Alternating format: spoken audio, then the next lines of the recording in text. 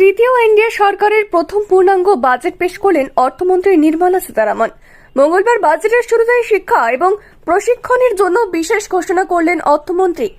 এবারের বাজেটে পেশের শুরুতেই নির্মলা বলেন, শিক্ষা এবং কর্মস্থানের জন্য 1.48 লক্ষ কোটি টাকা বরাদ্দ করা হয়েছে। প্রধানমন্ত্রীর প্যাকেজের অঙ্গ হিসেবে এটি যুক্ত করা হয়েছে, কারণ আমাদের মূল লক্ষ্য হল শিক্ষা ও কর্মসংস্থান। শুধু তাই নয়, উচ্চশিক্ষার জন্য পড়ুয়াদের বিশেষ ঋণের ঘোষণা করলেন অর্থমন্ত্রী। তিনি বলেন, সরকার দেশীয় প্রতিষ্ঠানগুলিতে উচ্চশিক্ষার জন্য 10 লক্ষ টাকা পর্যন্ত পড়ুয়াদের ঋণ দেওয়া হবে, আর এই ঋণের জন্য প্রতি বছর 1 লক্ষ পড়ুয়ারাই ভাউচার পাবেন। শুধু তাই নয়, বিভিন্ন ক্ষেত্রের চাকরিতে আগামী 5 বছরে 1 কোটি যুবক যুবতী ইন্টার্নশিপের সুযোগ দেওয়া হবে বলে ঘোষণা করলেন কেন্দ্রীয় অর্থমন্ত্রী।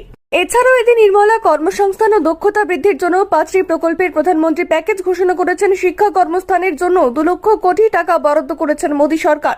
এর ফলে উপকৃত হতে চলেছে হাজার হাজার পড়ুয়ারা।